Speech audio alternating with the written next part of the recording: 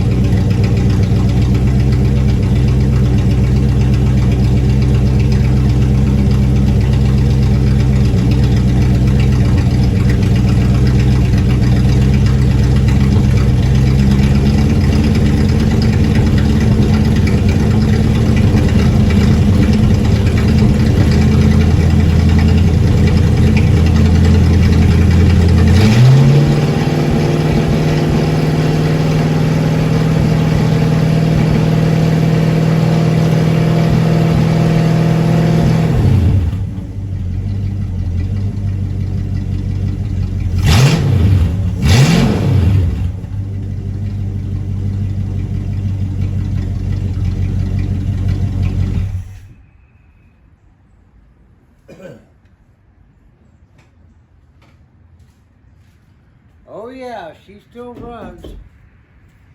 She's good. But I want to talk to you a little bit about something that I discovered today. Excuse me for the camera.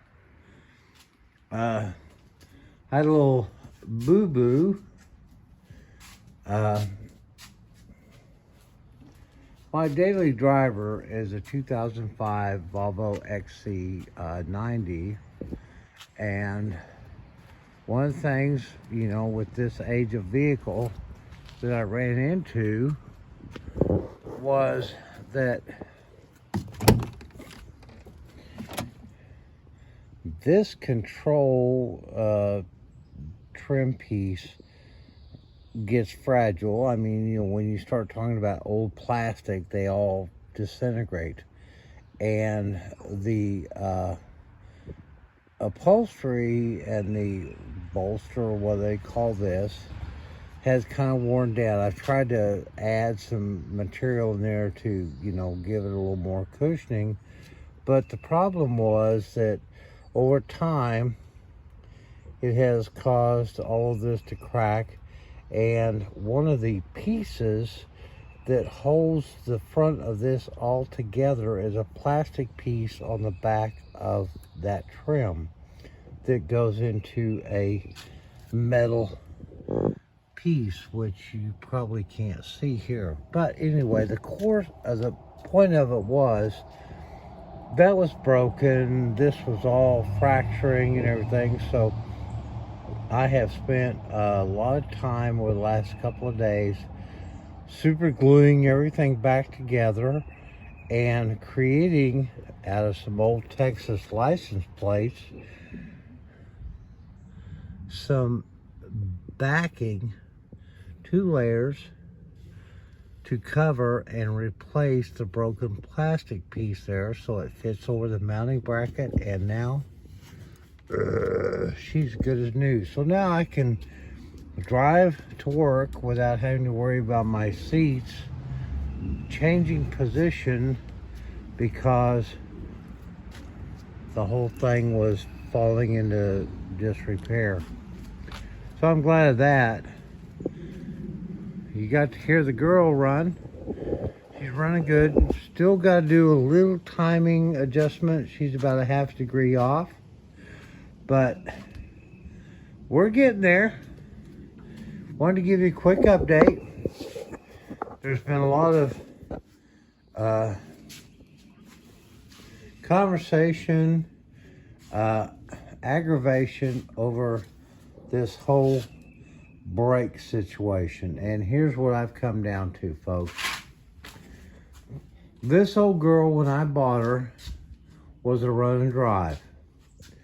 But she had gotten a lot of maintenance and update repair, but not everything. So she still had a lot of ways to go. And part of that was the brake system. As I'm doing what I'm doing, the only brakes that I have that function kinda, sorta, are the front brakes. The back brakes were totally inoperative. The slave cylinders, all the hardware was just rock solid done. I have stripped out all of the brake drums, returned the drums, all the hardware, the shoes, all of that is gone. I've also working on disassembling and removing the rear brake line feed to that system. Mainly because I've still got to get this car transported to a shop where I can get it on a lift. With the front brakes marginally operable, but the brakes totally inoperable, I have gutted those out, and I have got parts on order, and we're going to rebuild that whole system. The drums are turned. I've got the new slave cylinders, got the new brake pads. I'm still trying to find the spring and accessory hardware, but that's coming. Now, this car, unlike a lot of them from what I've seen, came with the single cylinder, master cylinder, but unlike some, this has the 4-bolt mount. I have been informed from one of my Facebook groups, thank you, that a 70 Plymouth Duster dual chamber will fit right in here. The push rod, everything's good to go. So I bought one today from Parts Geek, and it's on its way. Should be here latter part of the week. So right now, the idea is to go ahead, delete the back brakes,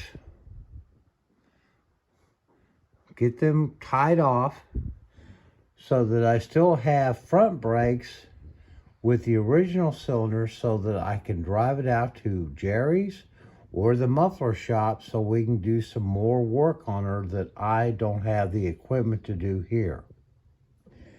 That's the plan. We do have part of the necessary parts to do the rebuild on the front, but right now we're just trying to get as much as we can within the budget, and if these still work, we're going to try to use them. I will do a brake flush of those front lines just to make sure we're not trying to deliver any more crap into these lines. One thing that I have to say, and it's kind of a pro and con. At some point, someone went to a great deal of time and effort, whether it was dealer, owner, whatever, to put old style undercoating on most of this car, which was fine because Honestly, at this point in the restoration, it has saved a lot of the metalwork. But in trying to get to all of the feed lines for the fuel, the brakes, all of that, it has been a real pain in the ass, because I have to go in there with wire wheels, brushes, screwdrivers, whatever, and chisel all this stuff off so that I can disassemble it. You know what, though? I'm glad that they did that, because overall the restoration will be a lot easier knowing that all of that stuff has been protected for God knows how many years. Yeah, it's a pain in the ass. I'm under there in goggles and dust masks and wire wheel and just tearing it up. And trust me, at my age, sometimes that's not a real easy project. But it's coming together. We're going to get this whole girl back on the road, you know. I mean, you heard her. She runs like a beast. And she's wanting to go do something. So at this point, I'm just trying to get her back on the road. We got all kinds of things to do. Interior, kill mats. We're going to be doing a complete or pretty, interior rebuild with the restoration, the kill mats, unicorn dust, whatever. But here's something else that I came across today. And this is kind of interesting. Hadn't really thought about it. And quite honestly, my experience with paint and body is somewhat limited.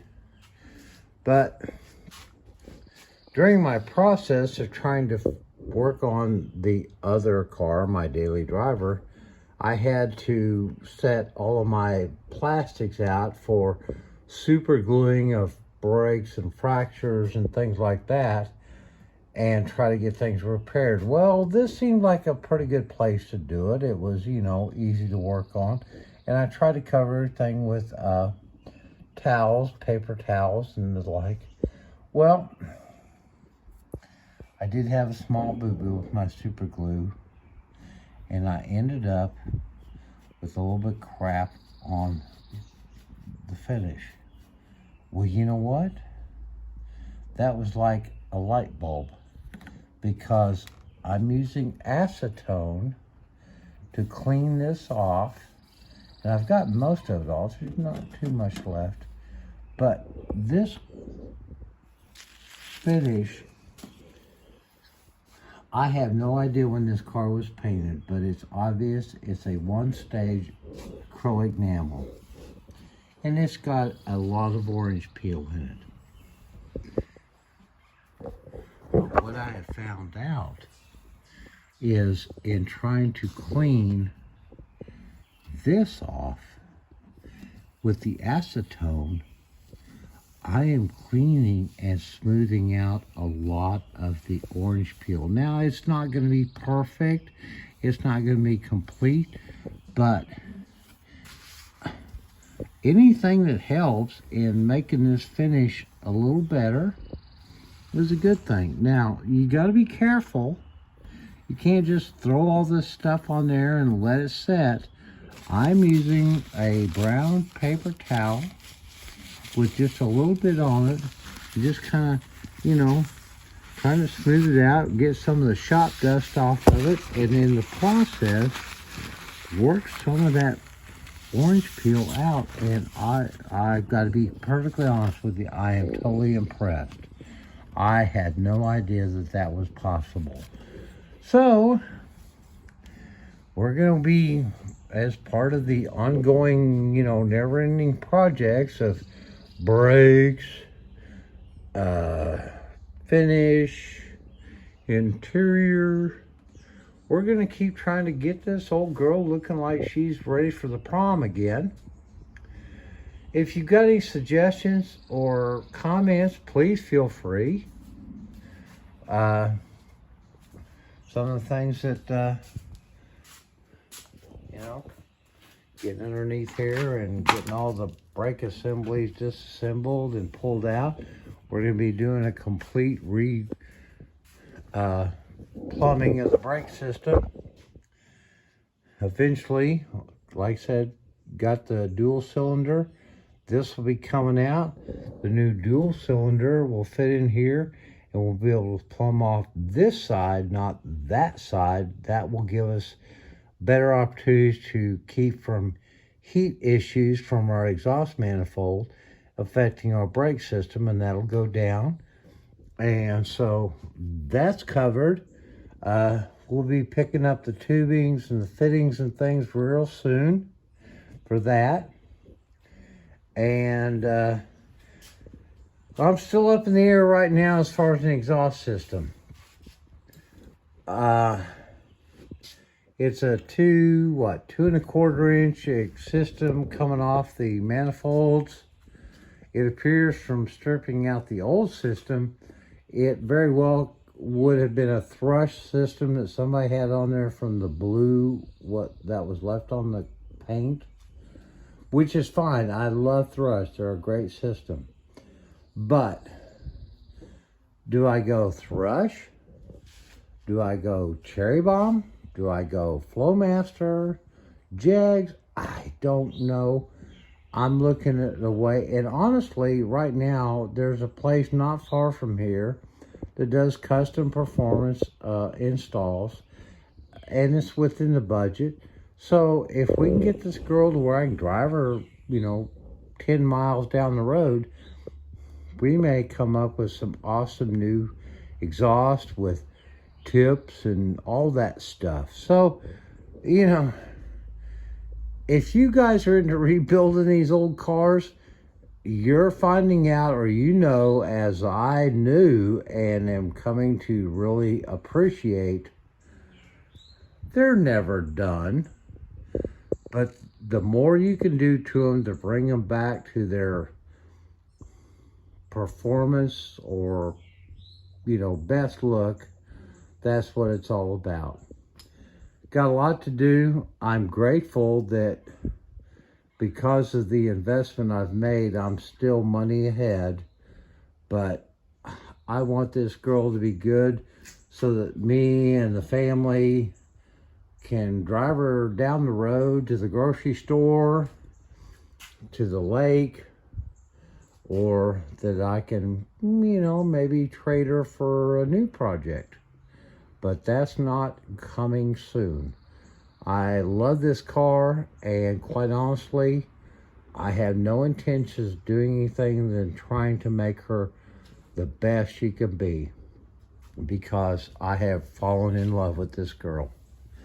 And as my wife has said, she has become my mistress, which is fine, because I'm not spending money at a bar or a hotel or all that. I'm spending money on an investment in a heritage, a classic car. Listen, guys, I appreciate y'all watching my videos. If you're not subscribed, please consider it, because I know that I've got 60-70% of folks watching these videos that aren't subscribing. Guys, I really need your support. And those that you are subscribed, thank you. Big thumbs up. And may God bless all of you. And let's Mopar together. See you soon.